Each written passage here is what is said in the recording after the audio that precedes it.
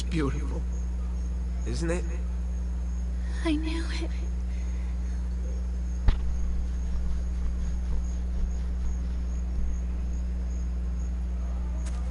Lila?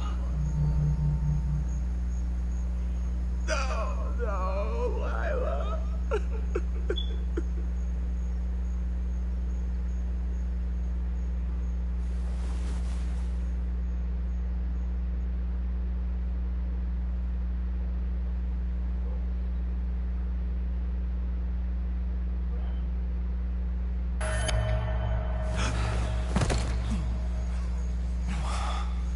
What just...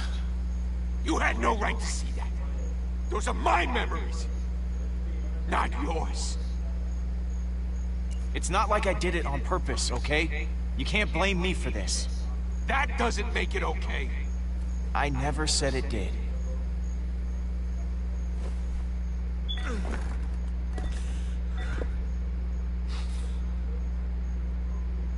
It didn't even work! How could it not work?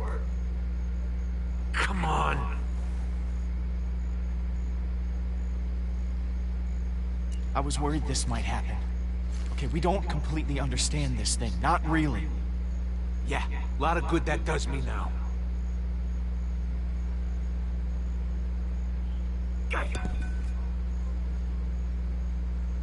Just take it. Sorry I dragged you out here.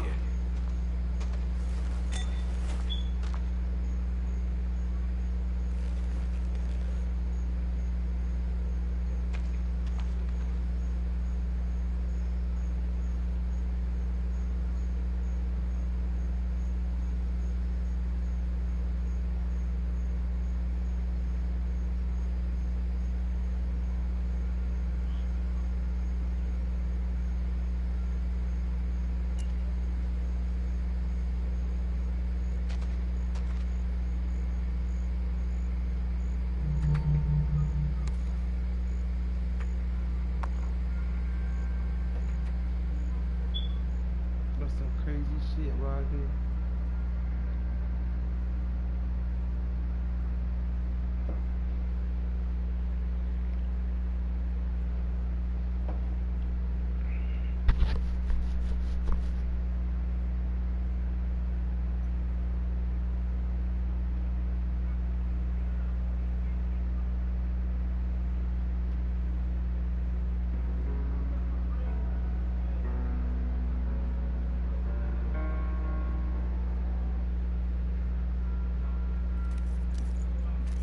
Thanks. For, you know, going with me. I know you had other things to do. There's still hope, Rocket. We'll find a way to bring her back. I don't want to talk about it. No. Come on. Please don't do this. I gotta go. Good. You're back. Looks like Nebula's started tearing the Collector's Museum apart. Hopefully we can still catch her.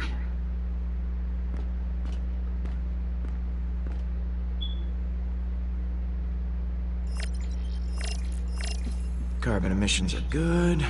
Engines are all running smooth. Some funky red light is blinking. Meh, that's probably fine.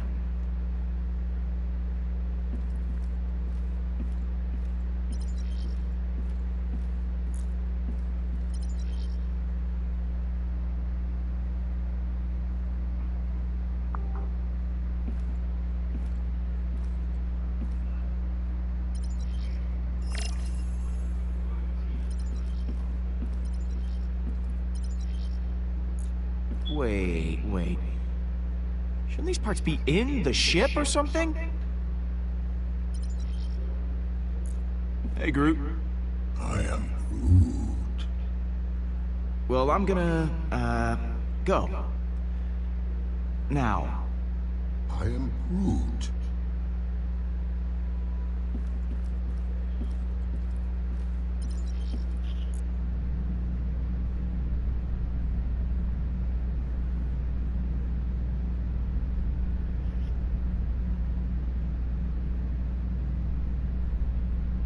What happened after you escaped that lab? I've never been off-world before. Never been anywhere before. I just got lost in everything the galaxy had to offer. Yeah, after being in a cage all my life, I can still remember how big it felt. How empty. Thanks for the talk. Uh-huh.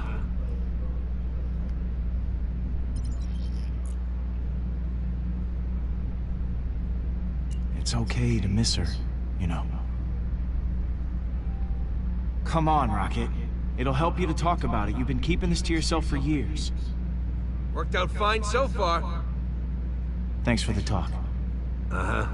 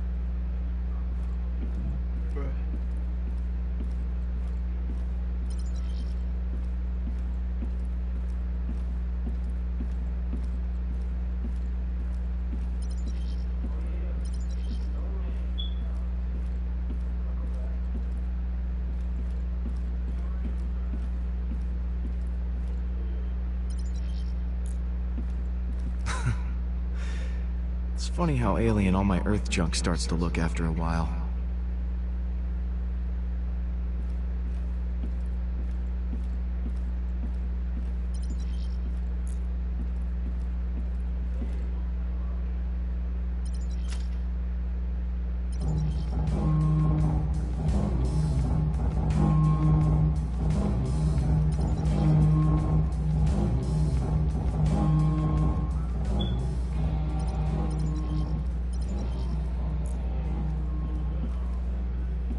Mom would have loved to see the stars from up here.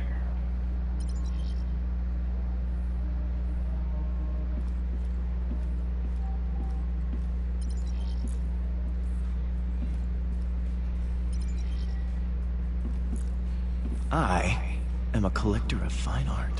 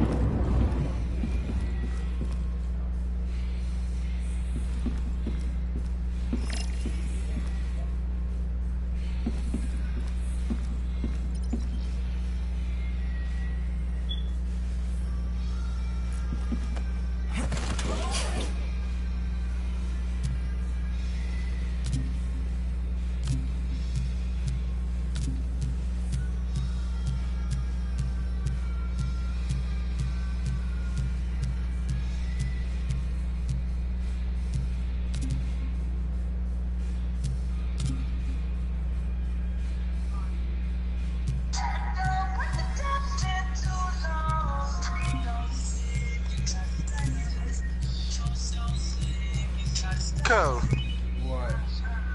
what you doing? Playing the game? What you playing, bro? Collector's Museum. The Collector is out at... Oh, Star-Lord? Feely, listen. You need to lock up and get to safety. I don't understand. Guardians of the Galaxy. Secure Thanos' body. His daughter Nebula is headed to your location right now. It's not even a real Yes, game. right away. Thank you. Broadcasting.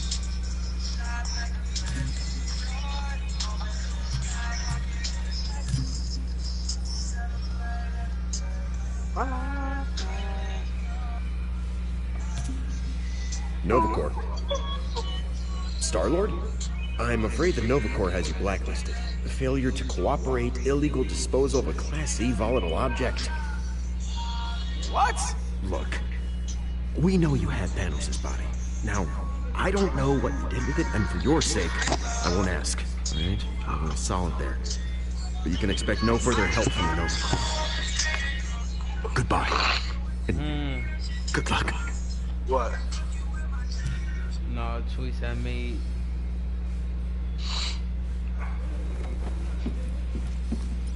It's one of them games, depending on your choice, you know what I mean?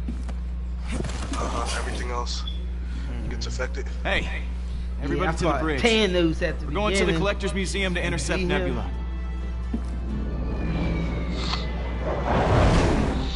Thanos is weak for Hey, but no, Cal, I think I really got over this cold tonight. Like, out of nowhere, nigga, my body. Yeah, just... call me John though, man. What'd I say? Cal? Why do I get y'all mixed up? It's like, When one of y'all's not on the game, I say the other one's name. If we don't get her on the Milano, we won't be able to translate the Eternity Forge. We have to talk her down. If this turns into a fight, it's gonna get ugly. Oh, I got this app up here for you. How do I find Peter Quill? Hold on. I don't... Tell me, where is Peter Quill? That's what all the ladies ask. You got it up there? Nebula, let her go. Yeah, I got the application up here for you. You gonna be at the crib today? You thought you could take Thanos from me.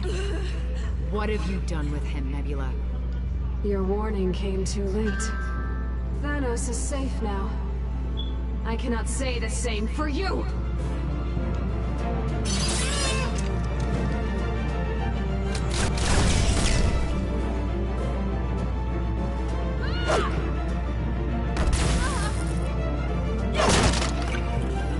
Nebula, no! Stand down! Never!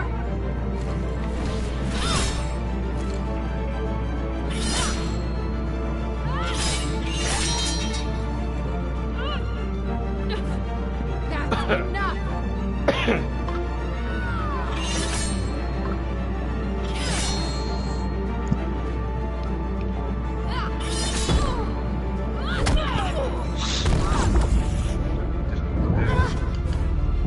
Damn it! And I got things on it. There's things on it. Here, catch!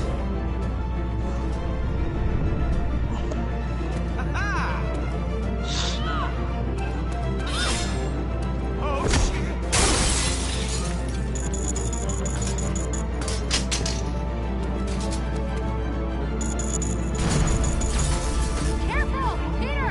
Yes, careful, Peter! You're about to lose, bro. Alright, I got hold of it. I don't care. There's no two guard in the league that can guard order.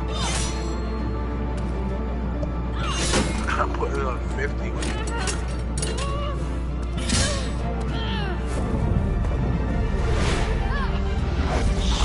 That's the worst team right there that you can take. Thanos from the hands of a weakling.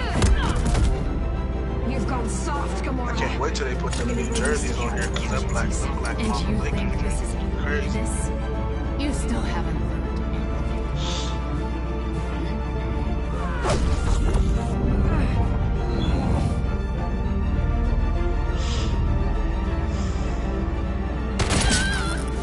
This thing gonna wake me up talking about A something. little help here? Play me and say, Out of this thing! Not good. Not good. I'm gonna whoop your ass. ass. Yeah, let me put this on Snapchat. So he quits. Playing Zay Glizzy. Isaiah Perry. I got Harden. Y'all know what the fuck's about to happen. Another nigga's about to quit. Playing Zay Glizzy. Isaiah Perry.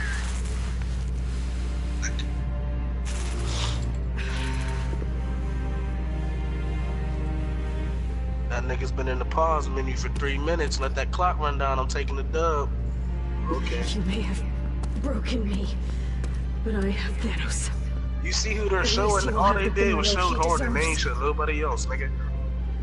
We are not beholden to him anymore, Nebula. Come with us. We can fix this animosity between us. We can be sisters again. I want Harden's to be my sisters cousin. again. I don't believe you. It's still the truth. It is. Start over, okay? We're not your enemies. We don't have to be on opposite And one. sides anymore. Get her up. I haven't played 2K in so long.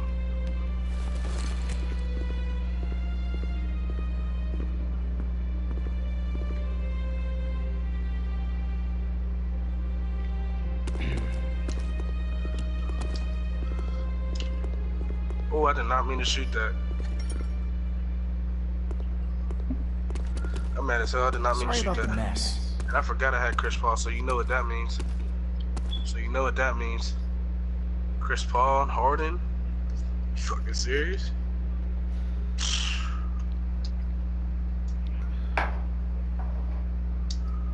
Cash. He's not missing. Y'all was gonna think I got the game sliders up the way he's gonna hit today. You do got him up. That's the last of it. I don't like knowing Thanos' body is out there somewhere. Oh, one thing at a time. Okay, we have to figure out how this relic works before we start worrying about the dead guy. We're running a scan of her cybernetics, but it's taking some Come on, extra man. time. I do this Just with be Harden, safe. nigga. What are you We need to get talking about? Nebula to help us decipher these symbols. Just watch yourself, Peter. Huh? She's not exactly happy to be here. Ooh, good pass. He missed it though. Okay, she's definitely Can't not believe happy he's to be still lying here. about green beans. It's 2018. Nebula's dangerous when she's angry. Well, more dangerous than usual. I'm mad as hell he missed, nigga. Now he's really not missing nothing else. Fix that.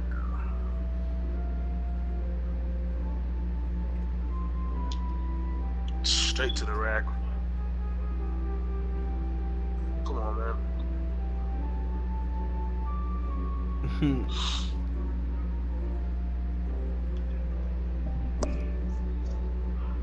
Hey, John, I'm trying to tell niggas I do this 2K. Do that 2K? I do this 2K.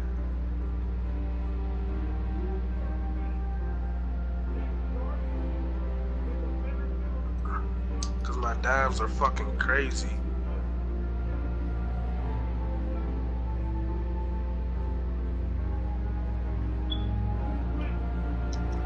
I see the whole court like a fucking camera.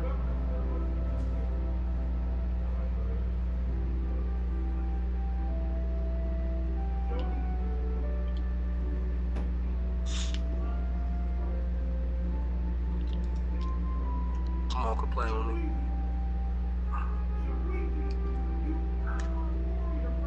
Sauce God, look at him. Get him the fuck out of here, dog.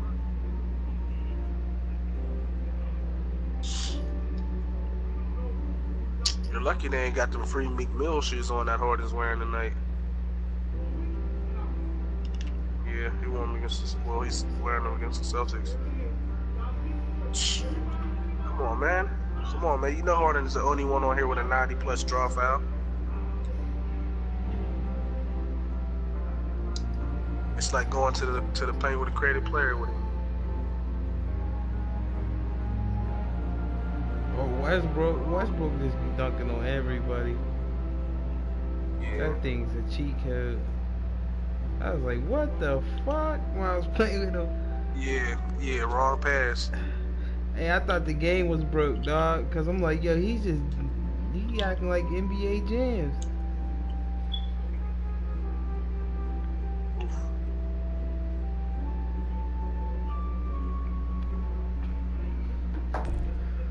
Rocket may be able to get her arm working again. We could use it as leverage. Don't bother. We are going to dismantle this cyborg piece by piece. Fear won't work on someone like Nebula. You'll just rile her We up. got hands everywhere. Good. Not good. She was trained to slaughter thousands. She may hate you, but she does not fear you. She will learn. He's going to win MVP for a reason, man. If you say so. Hey, no need for violence here.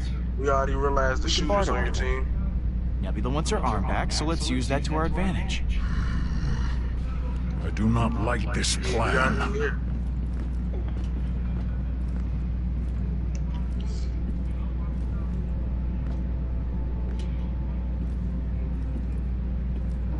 You okay to go in there? Frankly, no. I'm not okay. I wanted to reconnect with Nebula. You told me to reconnect with her. And then this happens. Maybe she'll come around someday, but I can't see her wanting to reconcile anytime soon.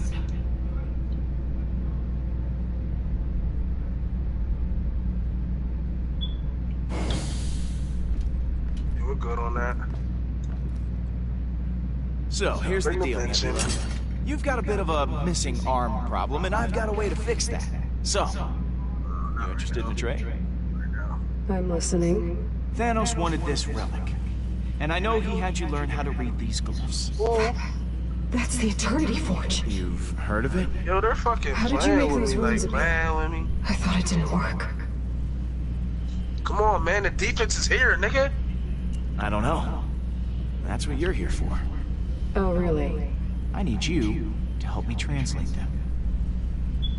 That's not gonna happen. You think I'd so easily betray my father? We are not all so spineless. I was Crazy serious as hell, about Perry this. thought he was going to be able to come out here Look, to Houston. you help me with Fly this back one to town teensy like shit tiny was little sweet. thing, and I will let Rocket reattach your arm. I know you have no intention of helping me. She wants to see me suffer. Killing our father wasn't enough for you. You have to rub it in my face, too.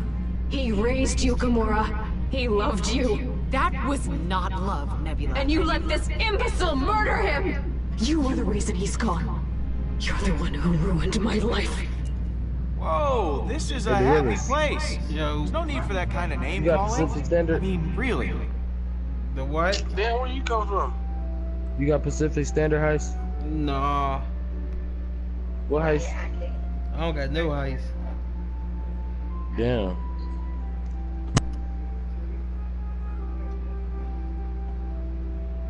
I didn't see that nigga come in here. Me neither.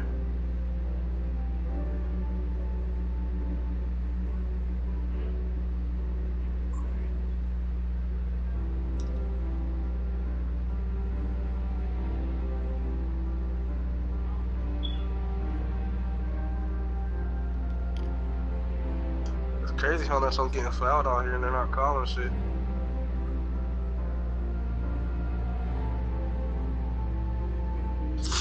It's crazy how niggas' staminas go down so much on here. Niggas play massive minutes in real life. You can't play a nigga the first and second quarter on here.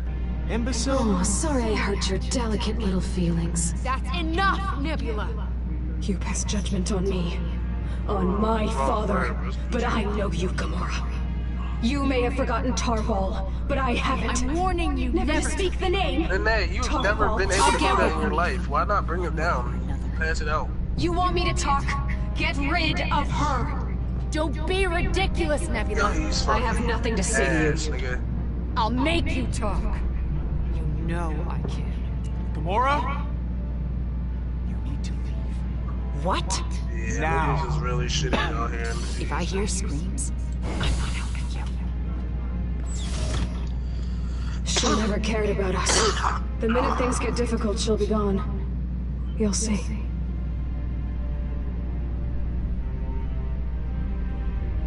Forget about Gamora, okay? This isn't about her. I know what it's about. Star-Lord, the scan found something. A strange device in the cyborg's skull.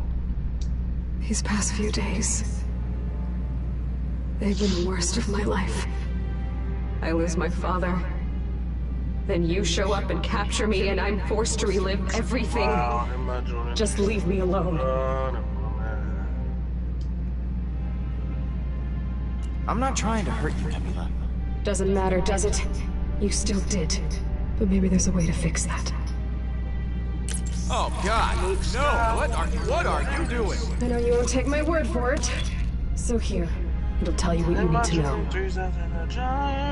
You owe me.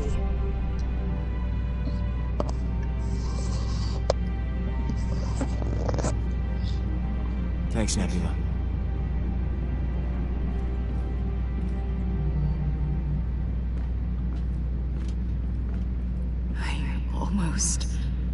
I told myself I wasn't going to be that person anymore. She just Hey, can the gasoline under my in your skin. car freeze? If it gets too low. I can't help it. If it gets too low? She's trying to get a rise out of you, Gamora. Don't tell me that. You can't My let work her. truck got a little gas. Yeah, that's why you want to I see you tried my gas plan. above The halfway important at least thing when it gets too is we got low. the Kree thingy. So, That is a cipher module. There are not many left in existence. All right, so how does this work? I think I can upload this to my own translator.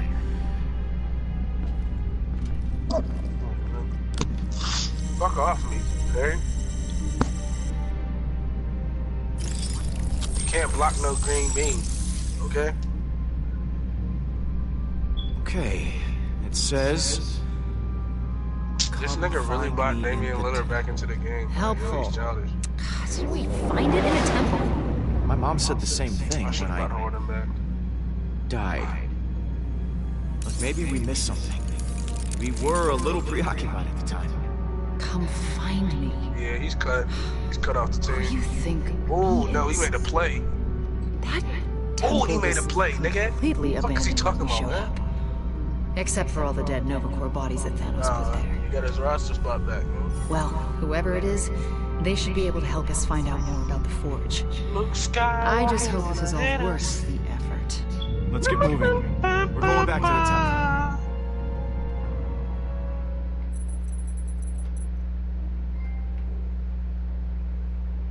Oh, Where's Rocket? We're almost there. oh, that would have been the nastiest. I have not seen him emerge. That would have been the nastiest. Groot, go get Rocket. Come on, man, we're here. What the fuck is he Need talking him about? up here.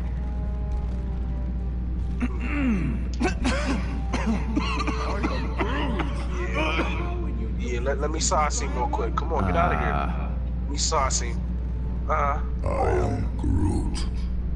Oh, wasn't even supposed to go to him. Rocket is in Come no on, shape Chris. to guard Nebula. Come on, Chris. Someone's got to stay back and keep an eye on her. Sauce I will these stay niggas, behind Chris. to guard the prisoner. Come on, nigga.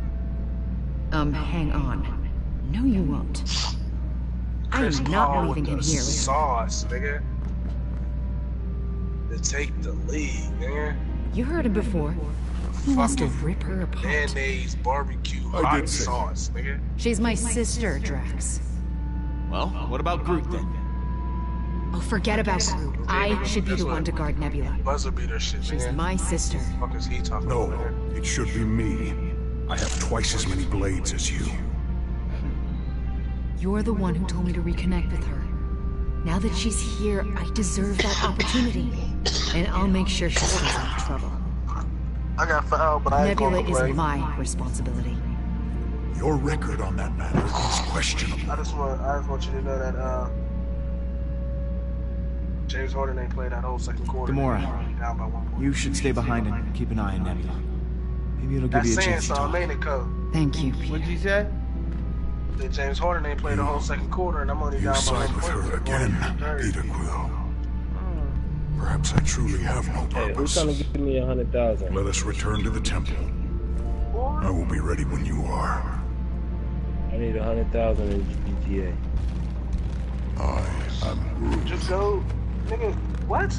If you don't buy $10 worth of PlayStation Network card, nigga. That's the 500,000 right there. Find me in the temple. Really tired. Let's go find out who's waiting for us. He does the same shit over an old poster.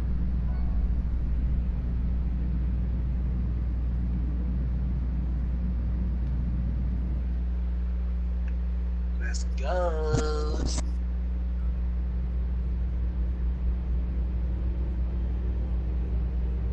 They got gay niggas on this team and everything. Gonna bend down. I forgot how slow this elevator was. I do not like being back in this wretched place. Well, this ain't a field trip, Drax. Markings on the forge said find me in the temple, so here we are. In a temple. Again. Hello? Anyone here? Yes, I am here, as is Groot.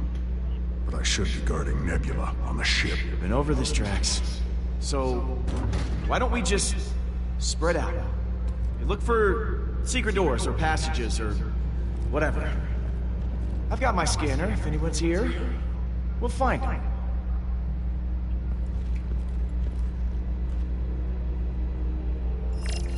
Nigga. You know, fuck your foul, nigga. They don't call fouls on hold you. Well, these footprints are fresh. Oh, crap. What was she doing here? Star-Lord, it's Hala! What the fuck? Oh my god! Oh god. Why? I saved you. That was a hologram, you big dope. Look!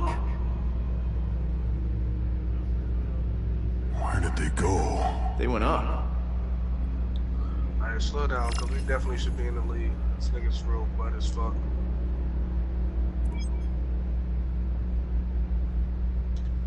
Hey, how's it going up there? Not now, Pete. Come on, Rocket. Okay, this is gonna sound like I'm hanging up, cause I'm hanging up. Fucking guilty.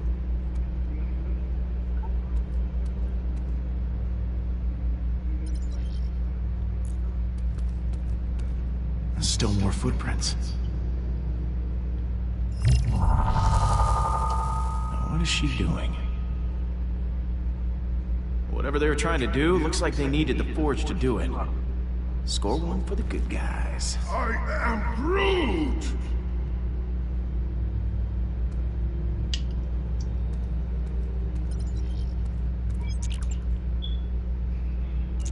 Hey, Gamora. How's it going with Nebula? About as well as I expected. She's been pretty quiet so far. Well, that's good, I guess. Better than the alternative.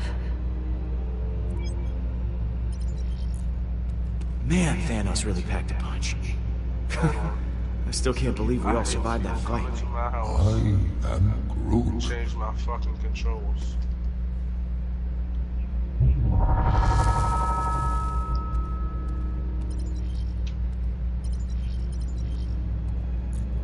Oh, you're lucky. I ain't have my shit on that. Looks like Thanos' armor.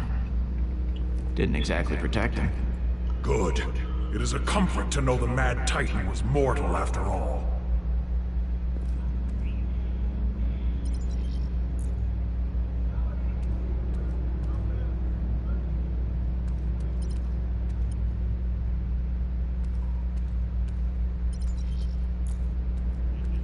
Quill, I apologize for my outburst on the ship. However, I should have been the one to guard the cyborg instead of Gamora. Gamora has too much of an attachment to her sister. She might let her feelings get in the way. Oh my god, I really feel like I'm dying. This mission here is super important, Drax. I don't know. I needed you by my side. No other place I'd want you to be. I couldn't let you guard Nebula and come on this mission. Can't have your cake and eat it too, you know. You are right. I could not do both. I just wanted to share my thoughts. And I am confident I will be able to eat many cakes.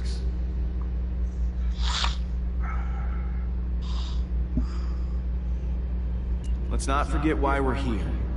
Have you found anyone yet? No, but I have seen fresh footprints in the dust. Yeah, I've seen them too. Let me know if you notice anything else.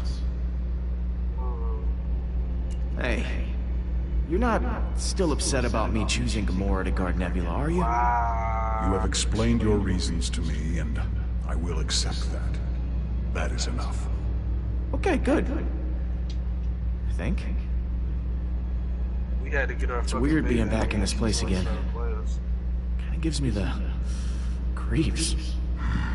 This place. I cannot help but think of my family, and how the vengeance I strived after, it ended in this room. Let's get back to it.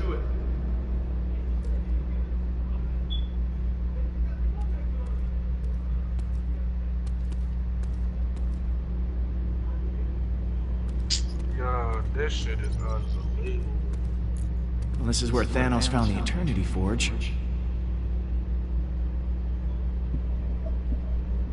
That's believable compared to the shit that they got going on with me. More footprints over here.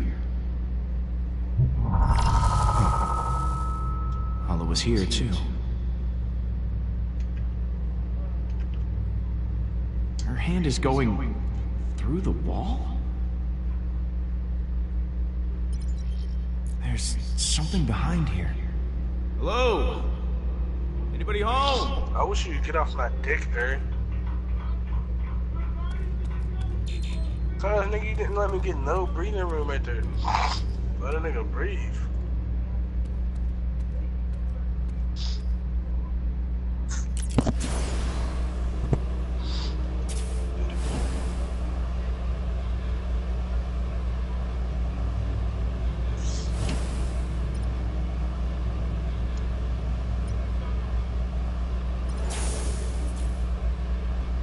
Looks like some kind of button. Sauce up, doctor. Okay. Sauce up, so much doctor. for that. It's time for you to sauce up, doctor.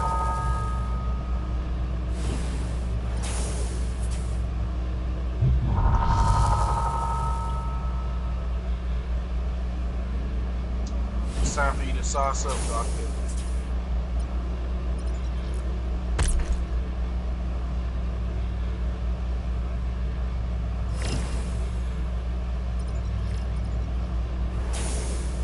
Button on this one.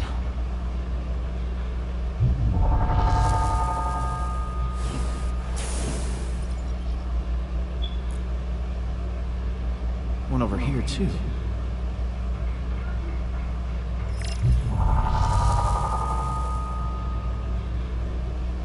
They're pushing them at the same time.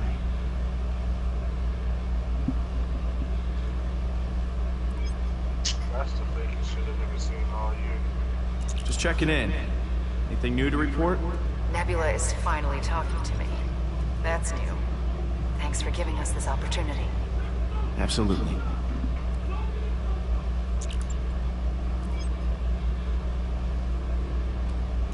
Hey, Gamora. How's it going with Nebula? About as well as I expected. She's been pretty quiet so far. Well, that's good, I guess. Better than the alternative. Hey, Drax, you see that statue? Press the button on his helmet when I say so, okay? You okay? Okay.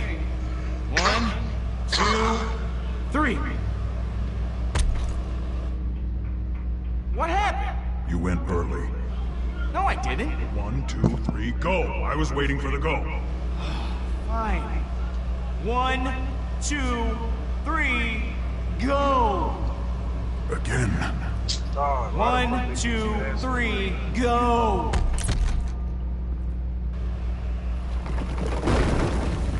And it's Christmas!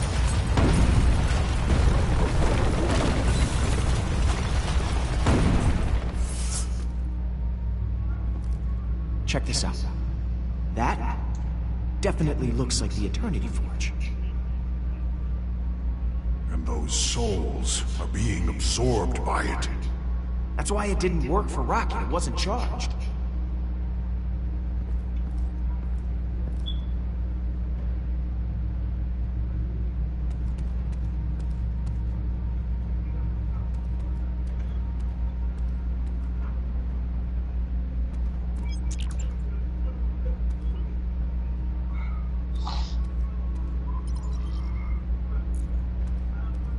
Hey, Groot.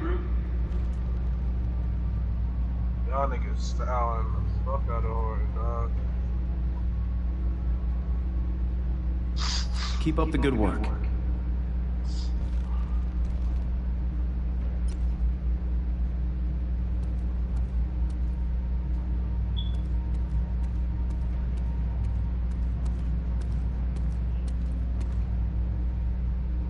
You got the law for too long. This actually mean anything to you? No, but I like the skeletons. That would have been a highlight. That would have been the nastiest highlight of the season.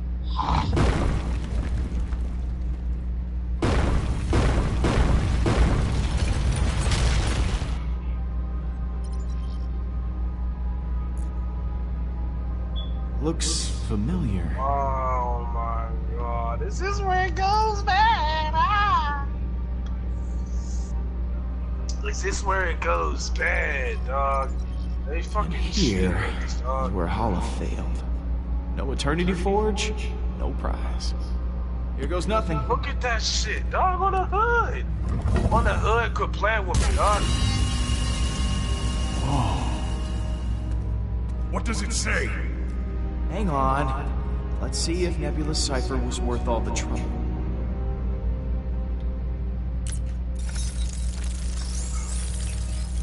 The Eternity Forge resides here, pending such time as it can be wielded responsibly. Until then, she shall remain entombed across the galaxy. Huh. So, this is not the correct temple? We came here for nothing. Hang on a second, there's more. It says... Emnios? The temple we're looking for is on a place called Emnios. The symbols are a starlight. I know how to get there. That's the fake shit right there. Gamora, Peter, whoever we're looking for isn't here, but we figured out where to find him. Get those engines fired up. We're going for a ride. About that. Rocket's down in the engine room. He's, yelling some new and creative curse words. Yeah, you might want to talk to him.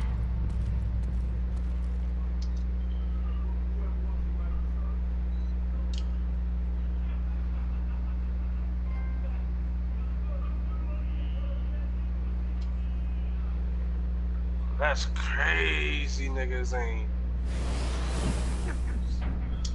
Green.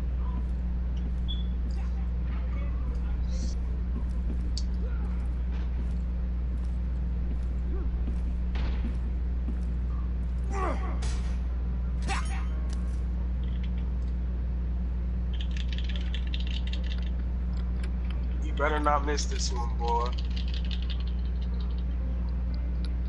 Look, I know you missed Lila. It ain't ball game yet. It's okay. Don't foul, nigga. Don't foul, nigga.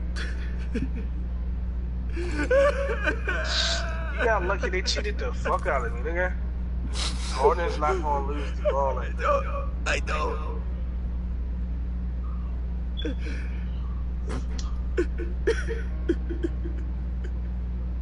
Deep breaths, you suck my dick. Okay?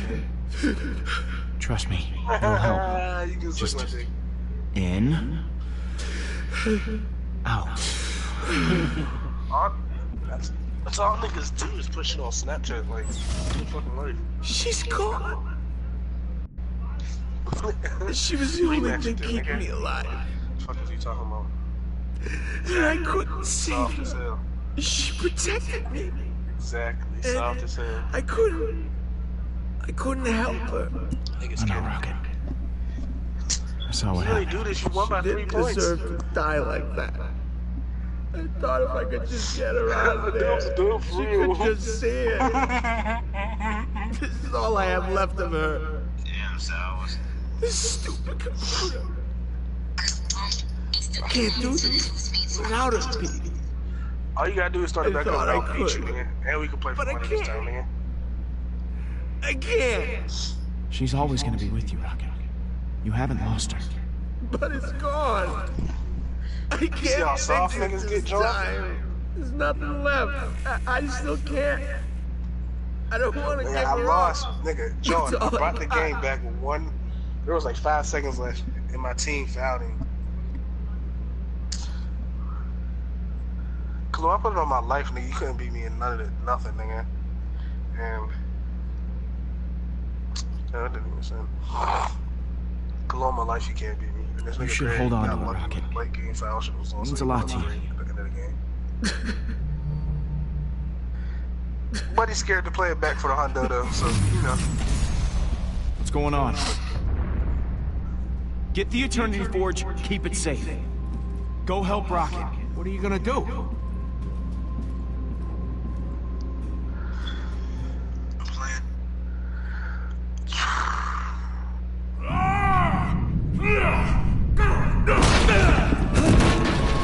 I don't know what you're looking at. I'm gonna restore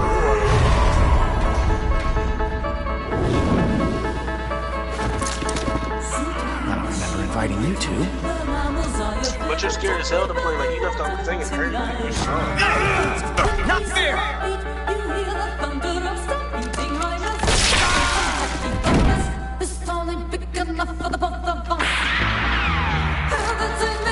How about some fresh air? Whoa, whoa, whoa, whoa, whoa, whoa. That shit better be so loud. Why they pump up the volume like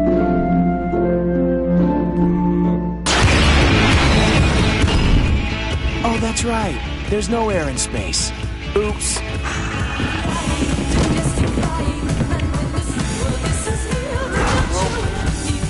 Wait! I'm about to go to sleep. Let me fight. You trapped me on this piece of junk, and now we're surrounded by pissed off crew. I don't want to die here, and neither do you.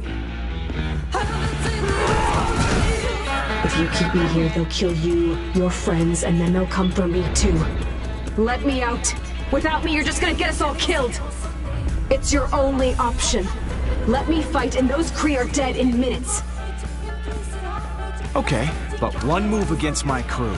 Any of them gets hurt, and this little trust exercise is over. Do you understand? I understand.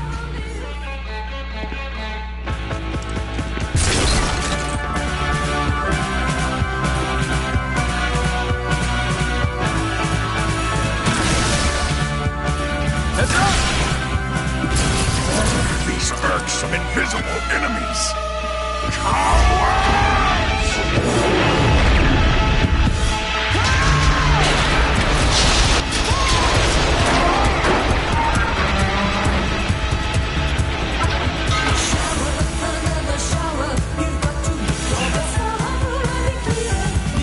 Drax, you okay? Drax! Not okay. Hurry! Gamora! I should have guessed Nebula wouldn't pass up the chance to fight. Well, someone on this ship has to keep you all alive.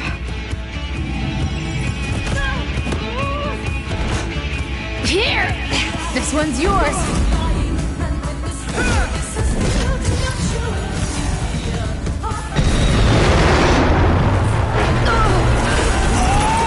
That's my seat!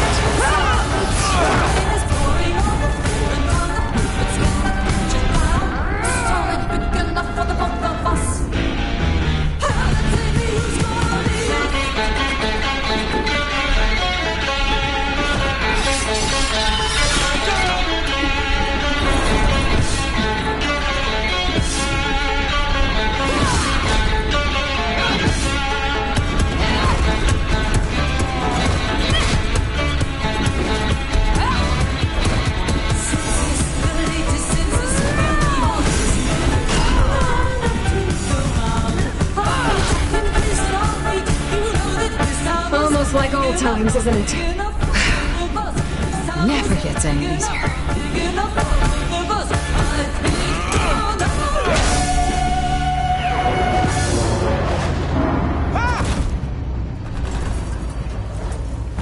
We've got to move. Now! Couldn't have said it better myself.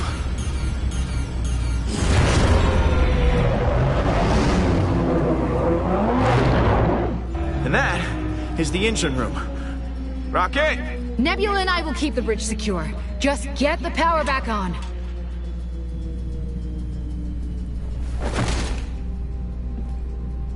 I am Groot.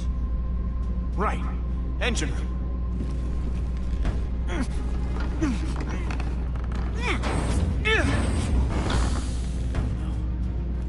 Rocket!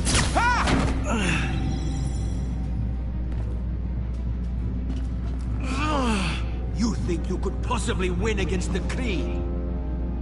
Now that I've obtained the Eternity Forge for Hala. Ah, stop, dude. Just stop. I really don't care. How dare you speak to me like that? How dare I? You come on my ship, you bust up my team, and then you go about spouting your evil plan like a bad monster movie? Hold your tongue! Hala will! Hala can kiss my beautiful Earth ass.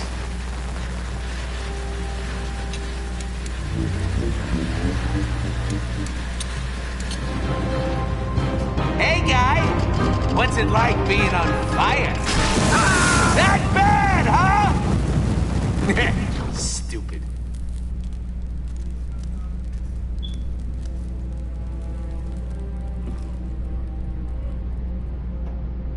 You must think you're clever, Peter Quill, but you can't run forever. The Forge will be mine. Do not be foolish. Its purpose is much greater than this. Who says I'm running? Is there another word you would prefer? Hiding. Cowering. I'm not afraid of you. I do not need you to be afraid. Peter, you better get the engines running. The Revenant's weapons are coming online. Rocket! I'm on it. Gamora, set a course for Emnios. Drop off our stowaways on the way there.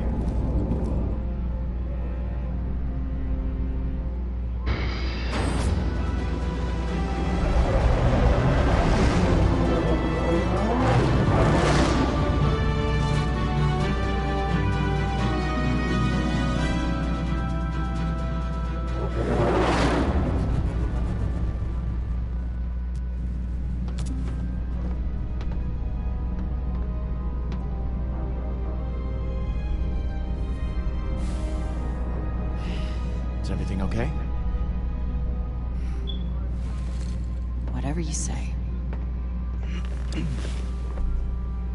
think your mom is really down there?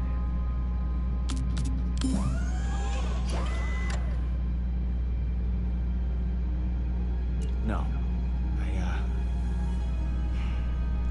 Whatever's down there, it isn't her.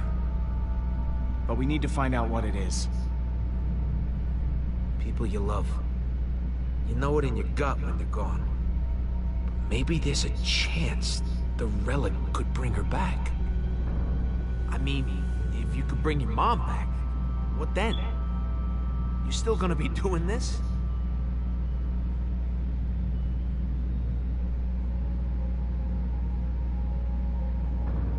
I don't know. I guess I hadn't really thought that far ahead yet. Yeah, I get that.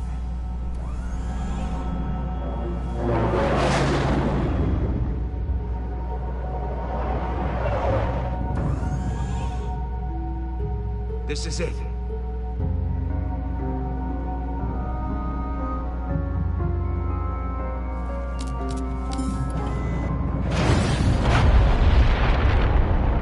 So, what now? I'm sure Peter has a plan. You dare have a plan, right?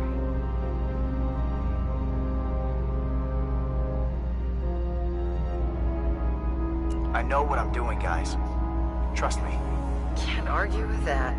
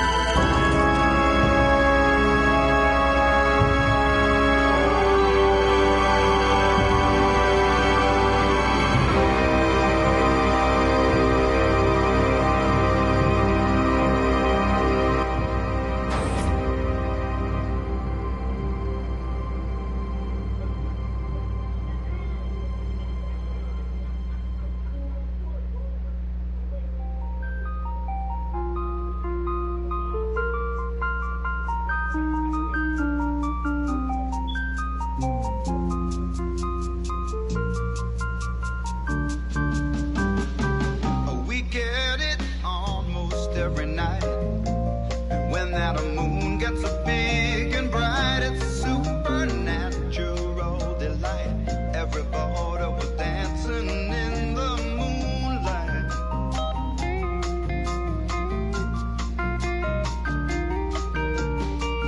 Everybody here is out of sight.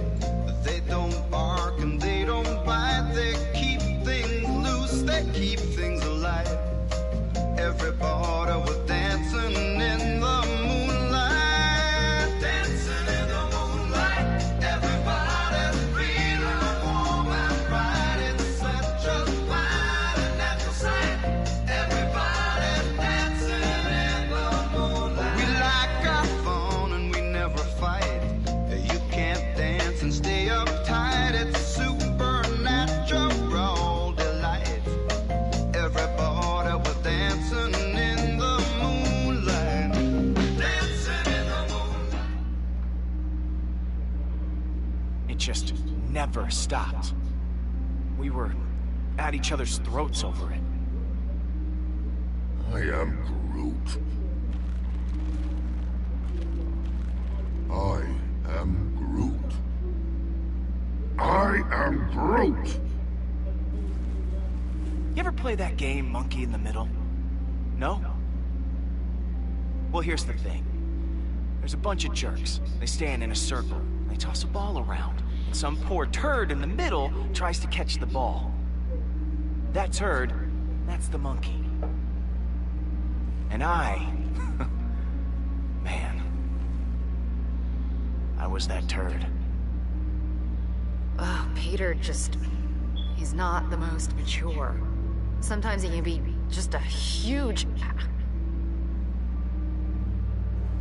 Sorry. He drives me crazy. I don't think I was really prepared for what we found on Emios. Oh, Peter was definitely not prepared. At all. You don't look surprised. Nah, I got my ship back. And that was that. For a while. Worried? Hell, I never been happier in my life. Quill, all of them, they fell into a dark hole. Real dark. Real dark. All that ancient stuff we found, guess what? It wasn't meant to be found. Honestly, why didn't they just bury it? You know, why'd they leave all these clues and crap? Just hide it better. So dumb. I mean, Hala, she might have. Who knows? Then again, maybe she would have stopped if it wasn't for us. I felt like Nebula was coming around. I don't know. Certainly she was just as angry as she always was. For a little while, I thought it could be just like it was before. Before Tarval. Real dark. Real. When we finally found her, I couldn't make sense of it. None of us could. And what she showed us... Oh yeah, the second it was out of her mouth, I knew. I mean, you get a chance like that. So much power in your hands. What would you do if you had to make that same choice? No one should ever have that much power. Ever. Everybody looking at you. You know the thing about responsibility? It sucks. Like a lot. Real dark. Dark, man. You know? Still fun, though.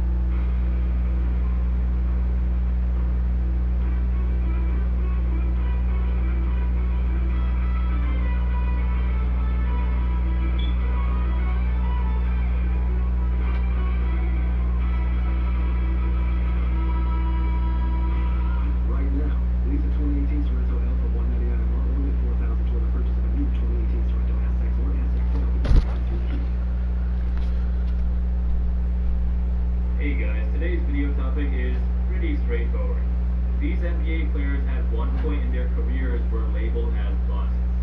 But then, over the years, they've revived their careers. Most of them are no longer considered to be busts, although it's debatable depending on who you talk to. In this list, I'll only be including players who were a top 5 draft pick, since people usually don't label players drafted lower than that as huge busts anyway. So that's my cutoff point. So all these guys on the list are top 5 picks. Alright, let's get started. Tyson Chandler. In the 2001 draft, the Bulls made a trade that shocked the entire NBA. The Los Angeles Clippers have traded the rights to Tyson Chandler and the contract of Brian Skinner to the Chicago Bulls for Elton Brand.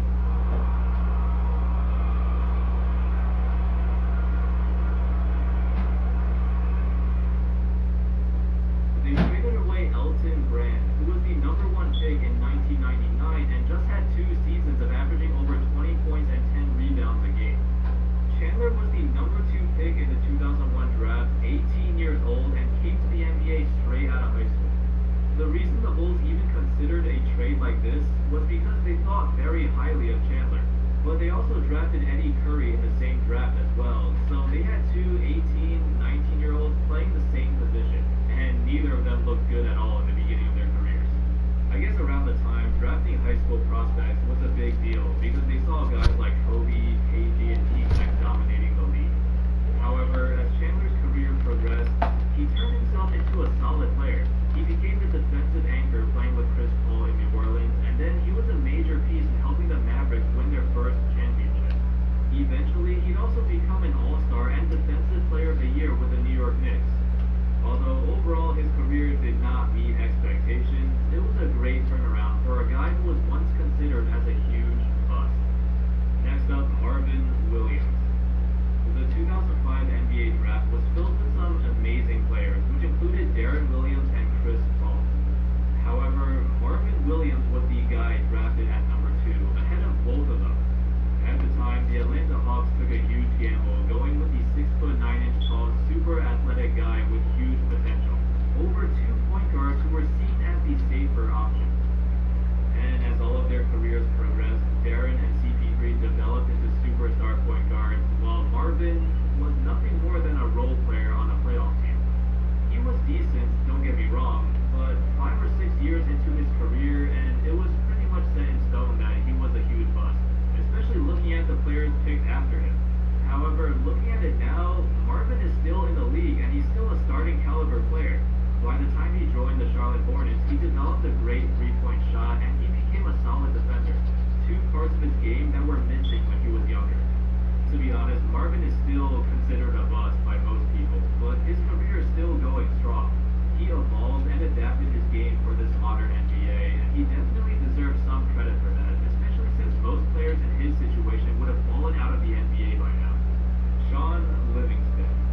Livingston was the 4th overall pick in 2004, and as a taller, athletic point guard with good passing skills, he drew some comparisons to guys like Penny Hardaway, and he was also ranked as the number 2 player in the country. But unfortunately, his first couple of years in the NBA were not that good. By the time his 3rd season started, it looked like he was improving, but then, yeah, you know what happened. Livingston suffered one of the worst injuries in the history of basketball, tearing basically every major ligament in his knee. It took him about 2 or 3 years to recover from it, and honestly, you can't ever fully recover from something like that. When he did return to the court, he pretty much became a journeyman, playing for 7 different teams in a 5-year time period and not producing that much. But Livingston never stopped working, and he eventually became a solid bench player. He mastered that turnaround baseline fadeaway, which has become his main offensive weapon, and now he's overall just a steady, reliable point guard. Even though Livingston never became the player that everyone thought he was, coming out of high school, he had a ton of hype. He still carved out a nice career, and bounced back from that ridiculous injury, an injury that was supposed to be career-ending. Chauncey Billups. The 1997 draft as a whole was pretty underwhelming, with a lot of high drafts written off as busts 5 years into their careers, and Chauncey Billups was one of them.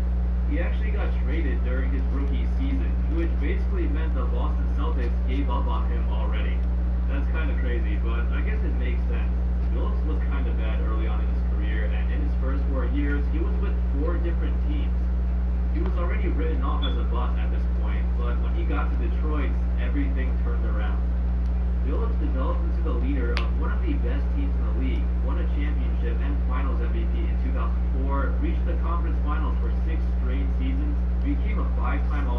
3-time All-NBA and 2-time All-Defensive Team member, and the most impressive part about all of his accolades was that he won all of them after the age of 28. He was basically the definition of a late bloomer, but hey, it's better late than never, right? By the time his career was over, Billups went from a bust into a great player, one of the best three-point shooters, leaders, and defenders at his position. Marcus Camby. The 1996 draft featured 5 future Hall of Famers, possibly even more. But the guy who got picked number 2 in that draft, Marcus Camby, did not have a career that was as great as some of the others. Don't get me wrong, he was a solid player for a long, long time, but if you're the number 2 pick in a legendary draft like that, then the expectations are higher. And Camby just did not meet those expectations. He had a decent first 2 seasons in Toronto, but then when he got to New York, it was kind of up and down. He didn't like that he got benched, and later on he went through some tough times with his family getting held hostage in their own home, and he had some injuries as well. Overall, his career was going downhill due to a bunch of different factors. However, by the mid-2000s, Camby had a resurgence and turned his career around. He had all of his best seasons after the age of 30 in Denver. From 2005 to 2008, he averaged 11 points, 12 rebounds, 3 assists, 1.2 steals, and 3.3 blocks per game. During this time, he also got selected to the All-Defensive Team 4 times and won Defensive Player of the Year in 2007. So it was a nice turnaround for a guy who went through some tough times early in his career. And that's all I got for the list, but I also want to give some honorable mentions. Andrew Bogut, the number 1 pick in the 2005 draft, was also drafted ahead of Chris Paul and Darren Williams, just like Marvin. I've seen a lot of people label him as a bust, but then revive his career in Golden State, but that's not true at all. He was always an amazing defensive player, and he had his best seasons in Milwaukee. The problem was, he was playing in Milwaukee, and back then, they did not get that much exposure. Nobody really knew how good he was playing because not many people watched the Bucks play at the time. When he got traded to Golden State, the only thing that changed was that he got more recognition because, it's the Warriors. And he was also able to stay healthy. Also, Otto Porter Jr. is another player who was labeled as a bust after his first 2 seasons, which were kind of bad, but he turned it around really quickly. Now he's one of the best role players in the league, and he's a great fit for the team. And of course, we can't forget Kwame Brown. He never got rid of that bust label, there's no question there, but the 2001 draft as a whole wasn't that good anyway, and at least Kwame still played in the league for 12 years, which is better than some other number 1 picks. Alright, that's all folks. Thank you so much for watching. If you enjoyed that, don't forget to leave a like and subscribe, comments, all that good stuff.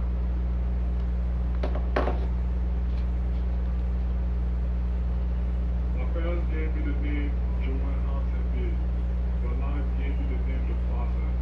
That's fine. It's totally fine. When Andrew smiled at me, he was hard. So I worked harder. I trust that hard work leads to results. Recently, the Portland Trailblazers have been decent. Over the past few years, they've been led by their star, Damian Lillard, and CJ McCollum, who's become a deadly scorer. The team's salary situation isn't great, but they still have a team that's fun to watch, even if their success in the playoffs is kinda limited. However, the Blazers could have experienced a lot more success, because at one point, they were a team that had the most promising future in the entire league. But unfortunately, it all came crashing down before it really even started to come to fruition. And yes, I'm talking about the Big Three that was supposed to bring the Blazers back into championship conversation. The Big Three of LaMarcus Aldridge, Brandon Roy, and Greg Oden. What's good, ladies and gents? My name's Andy, and today we're going to take a look at how this Big Three of Aldridge, Roy, and Oden ended way too soon. First off, I'm just going to throw out these numbers, and then you can interpret them any way you want. Aldridge, Roy, and Oden only played a total of 62 games together. In those 62 games, the Blazers' record was 50-12. That's freaking insane, especially when you consider that most of those games happened when they were still really young. For those who had any doubts that this trio was the biggest what-if in the 2000s, well, I think you should erase those doubts. Alright, so let's rewind a bit and take a look at what happened. We'll start with Aldridge, who got drafted in 2006. Well, he was actually drafted by the Bulls, but then the Blazers kind of robbed him, you know, in that trade where they sent Tyrese Thomas, who ended up becoming a bust. The Blazers also selected Brandon Roy in the same draft, at number 6. Both of them made a name for themselves pretty quickly in the NBA. Roy won Rookie of the Year, while Aldridge was coming off the bench, but he showed flashes of his talent. Despite both of them playing well, the Blazers were not that good. Around this time, the team as a whole still had a bad reputation. This was a transition period where the franchise was trying to move on from that whole Jailblazers era thing, and into a new era by signing solid veterans and role players. Players who were not only good on the court, but also represented Portland as a city in a positive manner. The 2006-7 season was that transition period, and the Blazers finished with a 32-50 record, which I guess wasn't too bad actually. But luckily for them, they managed to snatch the number 1 pick of the 2007 draft, where they chose Greg Oden. I know a lot of people now say that it was a terrible choice picking him over Durant, but at the time, Oden was supposed to be the number 1 pick. Almost every mock draft, every analyst had him going number 1 to the Blazers. So, I mean, I don't think it's fair to criticize them for the pick when Oden was indeed the best prospect that year. Unfortunately, Oden sat out his first season because of knee surgery, which would be a bad sign for things to come. Anyway, over the next few years, both LaMarcus Aldridge and Brandon Roy would improve a lot.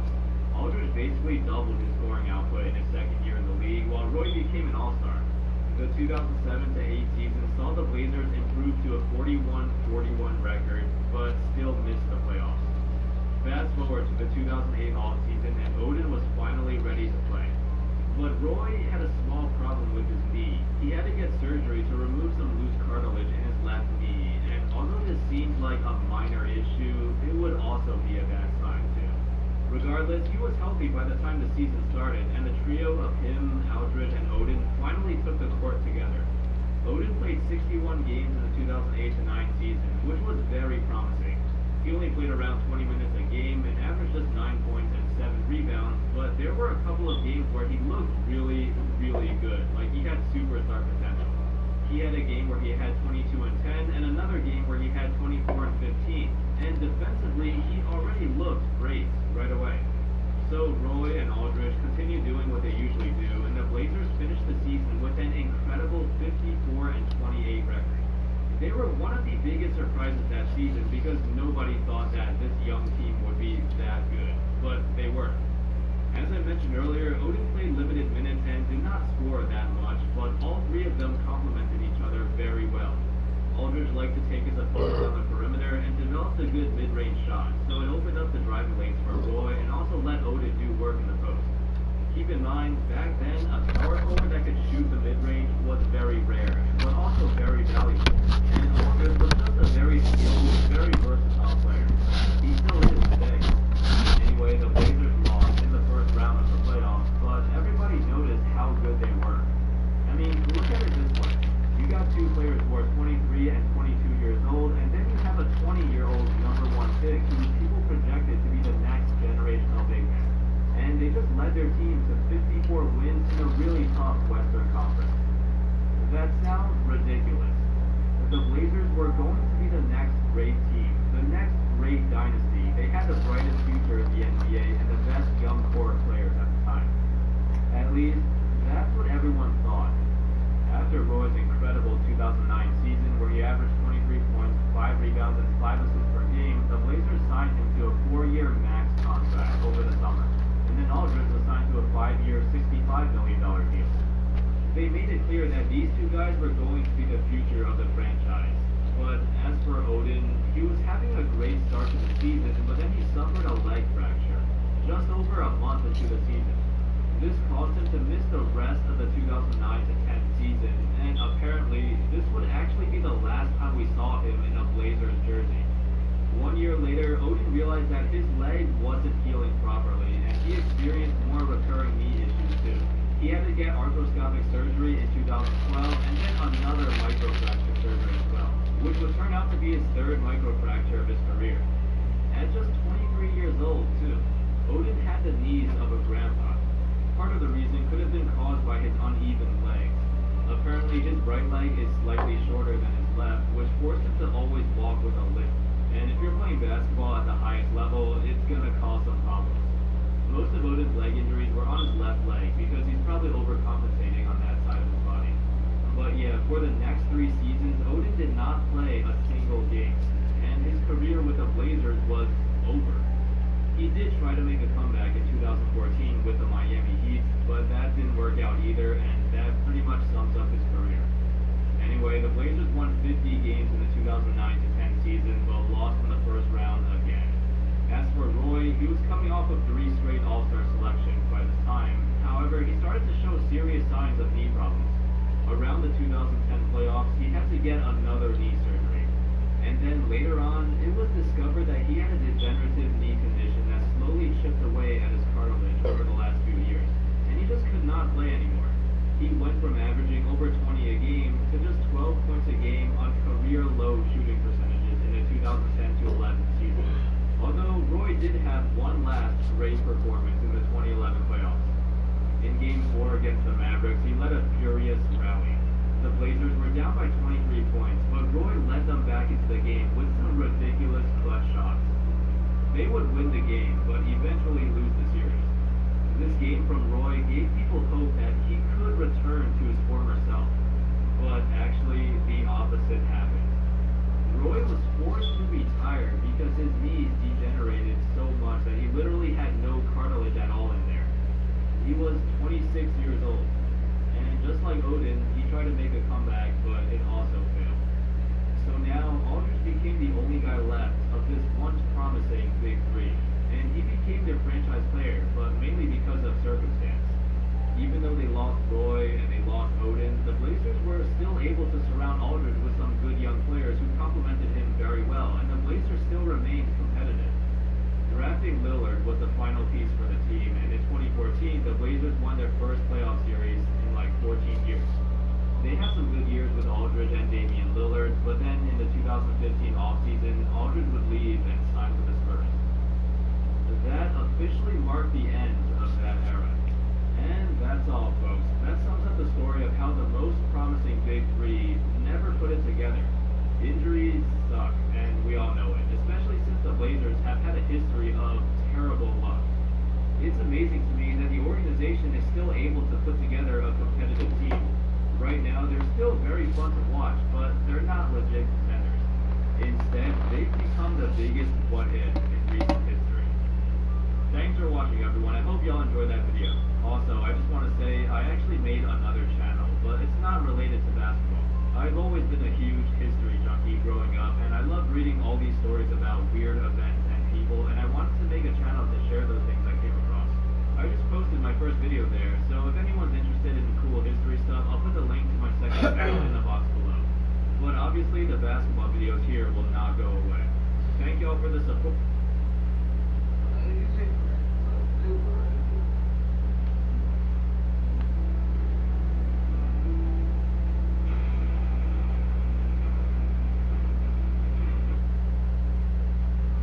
What's up, YouTube? It's the one and only Legend Winning, aka Low, and I'm back with another video.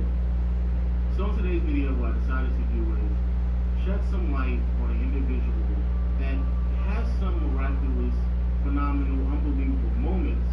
However, many people tend to embellish how great of an individual talent this player is.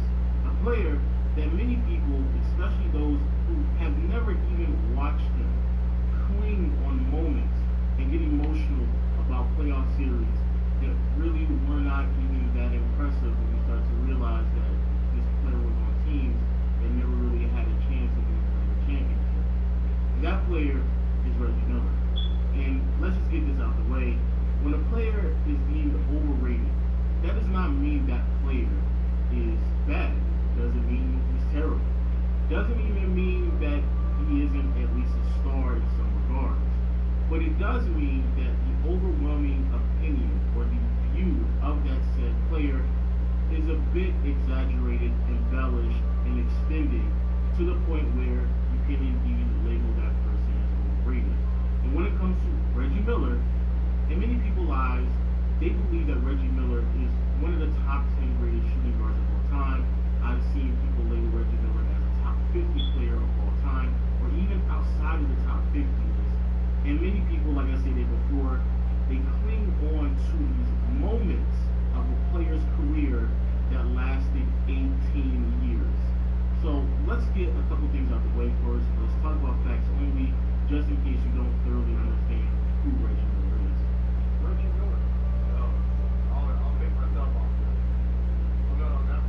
Reggie Miller is a 6'7" shooting guard who spent 18 years in the NBA, all of which were played for the Indiana Pacers. Within his 18-year career, Reggie Miller recorded over 25,000 points, 4,000 rebounds and assists, a little over 1,000 steals, and 299 blocks. I have to be real specific here just so you understand how small of a number it is for a player who spent 18 years in the NBA, which left him with a career average of 18 points, 3 rebounds, 3 assists, a steal, on phenomenal shooting splits, 47% from the field, 39%, almost 40 from behind the arc, and 88 to 89% from the free throw line. He finished his career as a 5-time All-Star, 3 All-NBA selections, finals appearance in the 2000 NBA Finals, and apparently that is enough to be deemed a Hall of Famer in 2012. I consider myself, I'm being no braggadocious here, but I consider myself the best shooter ever. Now when it comes to Reggie Miller and the individual skill sets and talents that he was constantly able to display on a year-to-year basis throughout his career, it's not really much whatsoever. Like I said before, Reggie Miller is by far one of the greatest shooters the game has ever seen. And to his credit, I definitely believe people, when they label him as one of the greatest three-point shooters, they end up shortchanging him. Reggie Miller was more than just a three-point shooter, and when people label him that, it comes across as if they're making him just a specialist. No, Reggie Miller can knock down threes and mid-range at a very prolific rate, and there we can label him a great shooter. Also, when it comes to his execution down the stretch and his high basketball IQ, it also gave him the reputation of being one of the clutchest players in NBA history. But in my opinion, the greatest aspect of basketball that Reggie Miller was able to bring to the sport was his longevity. Playing in the NBA for 18 years is almost unheard of, especially back in the 80s and 90s where many players' careers would cut short around 13, possibly even 15 years, especially if you were an Eagle star. So to be able to play in the NBA for 18 years is something that's really, really impressive. The problem is that many people tend to overlook longevity, and because of this, they tend to misrepresent other players, including Reggie Miller. For example, I've seen many people label Reggie Miller as a great scorer, and that's just not the case. I understand he scored over 25,000 points, but a lot of that just has to be contributed more so to his longevity rather than his ability to score basketball. Also, speaking of his ability to score, Reggie Miller, again, is not a great scorer, he's just a great shooter. If you're a great scorer, you can have multiple ways to put the ball in the basket. Reggie Miller is not a ball handler, so he couldn't create his own shot.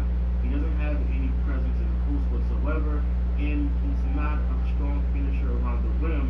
So for the majority of Reggie Miller's career, we're talking about a spot-up shooter, a catch-and-shoot jumper off of screens, and the occasional finger roll around the rim.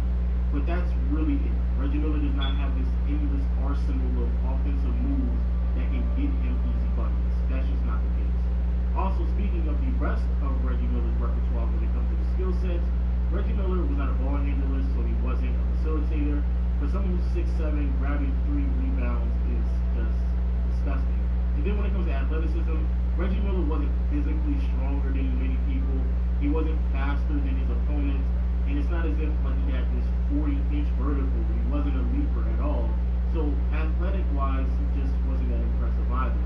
And then finally, on the defensive side, even Reggie Miller himself would laugh at any thought that he was labeled as a defender.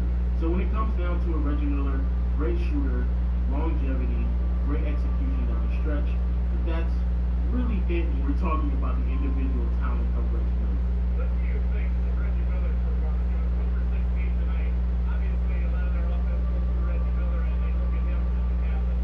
You surprised with what he did tonight? And speaking of execution and being able to be clutch down the stretch, let's go and talk about Reggie Miller's playoff performances because I definitely feel like this is a touchy subject when it comes to Reggie Miller. Now, is Reggie Miller clutch? Absolutely. One of the best clutch performers the NBA has ever seen. The problem with being clutch, though, is that many people tend to overlook moments where you underperform simply because of 1 or 2 moments where you exceed expectations. For example, in 1994, after having a phenomenal Game 5 against the New York Knicks in the Eastern Conference Finals, in which Reggie Miller exploded with a 25-point performance in the fourth quarter, and I highly suggest that anyone who has never seen that performance, please go watch it, because it's not just one of the greatest performances in Reggie Miller's career, but it is one of the greatest performances in NBA history. But Reggie Miller, phenomenal out in Game 5, fourth quarter, gives his team a 3-2 lead in the conference finals. What happened next, though, is is something that many people just don't even talk about. In games 6 and 7, in which Reggie Miller only had to do was perform well in one of those games, he has 2 poor performances, and in game 7, a very close game in which the Indiana Pacers actually had to lead entering the 4th quarter, Reggie Miller yet again dropped the ball, and unfortunately, the Indiana Pacers were knocked out in the conference finals, literally 1 quarter removed from making the NBA finals. Similar story happened in 1995, in which the Indiana Pacers made it all into the conference finals. This is the year Reggie Miller infamously scored 8 points in 9 seconds. It was miraculous, it was astonishing, amazing, but in the conference finals matched up against the Orlando Magic, yet again Reggie Miller had an opportunity to make it to the NBA finals, and in game 7, 1 game removed from the finals, Reggie Miller yet again underperformed, shooting terrible from the field, only recorded 12 points, 0 assists, and yet again he dropped the ball. Now again, I want to be extremely clear here. In that series, Reggie Miller was phenomenal, but in game 7, when he was given the opportunity to win, unfortunately he just didn't come through. Then in 1998, very similar situation, conference finals, 1 game away from making the NBA finals. All you have to do is perform well down the stretch. And Reggie Miller, in a series in which I believe he performed pretty well, and especially when we have to lower our expectations, since he was being guarded by Michael Jordan. But Reggie Miller, yet again in the 4th quarter of game 7, went scoreless and ended up dropping the ball to allow the Chicago Bulls to advance to the NBA finals. And this right here is a consistent pattern throughout Reggie Miller's career. Yes, he will have phenomenal performances, but he also has performances where he underachieves. And in my opinion, it should balance it out to the point where his performances in the playoffs should not supersede the lack of talent that is Reggie Miller.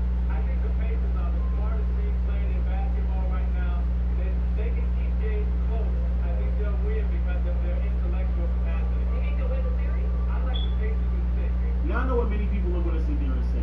You can't sit there and blame Reggie Miller for the lack of success for the Indiana Pacers because Reggie Miller was single-handedly carrying the organization. If it wasn't for Reggie Miller, they wouldn't be that good. And unfortunately, that's just not true either. The problem is that many people, especially those who didn't even watch Reggie Miller play, will go back through the Indiana Pacers from the 90s, look at the rosters, and try to count together All-Stars and Hall of Famers that played around Reggie Miller, and then come to a conclusion with the amount of help that Reggie Miller had with the organization. The problem is you don't have to be a Hall of Famer, nor do you even have to be an All-Star to be labeled as help.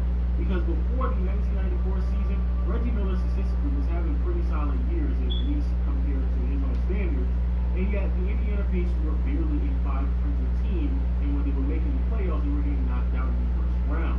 But during the 94 season, Larry Brown became the head coach, Rick Smith started to develop along with Dale Davis and Antonio Davis, and they acquired Darren McKee in the offseason, who was a great defensive piece on the perimeter, and that was the season in which they made the conference finals, and they won 47 games that year. The next season, they acquired Mark Jackson, their win column went up to 52 games, and again they made it to the conference finals. In 1996, a similar outcome, but then in 1997, out of nowhere, they only won 39 games. Why is this? It's because Mark Jackson was only available for 30 games because he was dealing with injuries, along with Rick Smith and Derek McKee, and they played roughly around 50 to 52 games themselves. So as soon as those quote-unquote nobodies, or the players that Reggie Miller was carrying, when they were not available to aid Reggie Miller, they were a losing team immediately.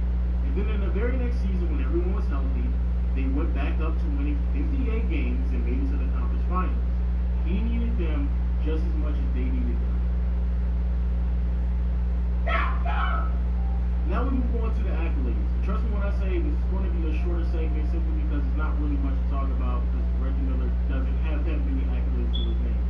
But going on with this playoff theme, let's actually look at Reggie Miller's finals appearance, and it's probably the best example explaining to why finals appearances are not as great as many people make it out to be, especially when you have a team coming out of a weakness conference. Because when it comes to Reggie Miller, everything had to go in his favor for him to finally make the finals. By the year 2000, Michael Jordan had already retired, Shaq was in the Western Conference, Penny and Grant Hill were serving for injuries, so they were never the same player. And then you also had teams such as the New York Knicks and the Miami Heat who had older stars who couldn't stay healthy long enough to be impactful in the playoffs. And besides that, the rest of the Eastern Conference was made up of individual teams that were centered around players who they just drafted 2 or 3 years ago and they were not fully developed, such as the Philadelphia 76ers,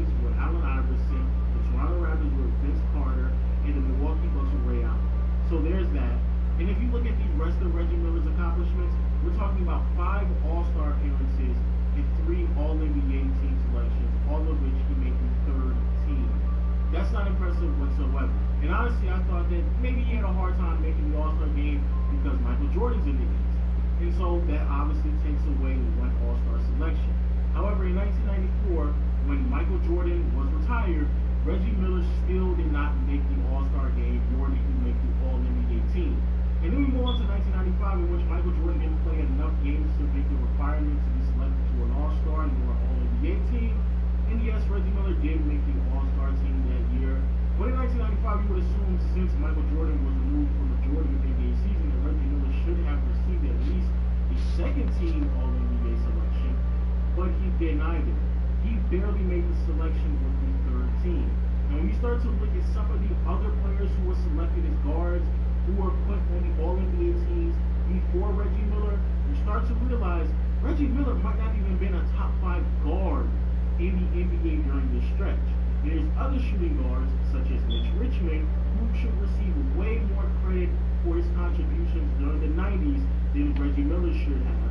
Because Reggie Miller wasn't even thought of making the second All-NBA team, but Mitch Richmond did it multiple times. Which then leads us to the biggest and most gross mischaracterization of Reggie Miller in his career.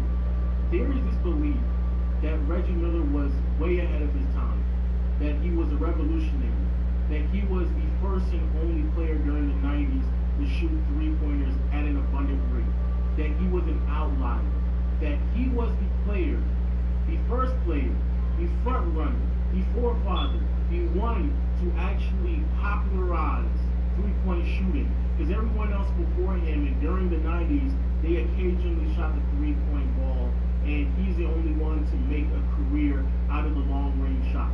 Now, was Reggie Miller a great three-point shooter? Absolutely. Did Reggie Miller help the process and help popularize three-point shooting? That is completely correct as well.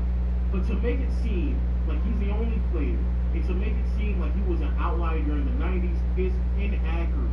During Reggie Miller's 18-year career, he only led the NBA in three-pointers made twice, and that's it. In one of those years, he tied with Dan Marley. Now, some people may sit there and make the argument that, hey, well, maybe he didn't have to necessarily lead the NBA in three-pointers made, but he possibly finished second or third.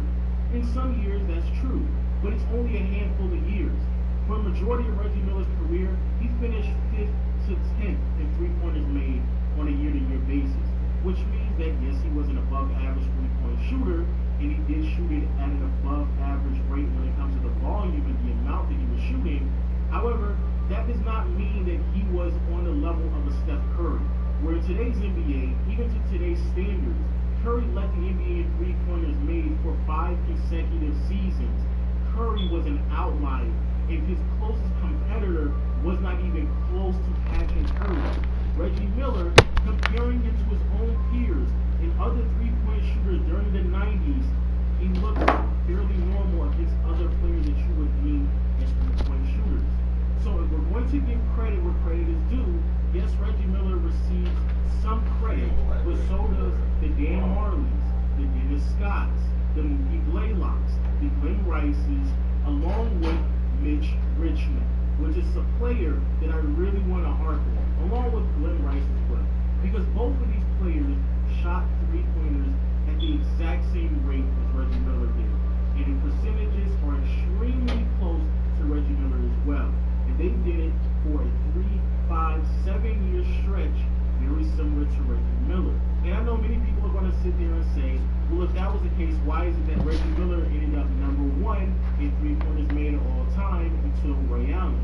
Well, the reason for this is because, like I stated in the beginning of the video, many people overlook longevity. They don't understand how important it is to Reggie Miller's career that he stayed in the NBA for 18 seasons. Mitch Richmond, Glenn Rice suffered from injuries, and their careers were not as long as Reggie Miller's. So they end up falling short in certain years and overall in the big picture when it comes to the three-point all-time list.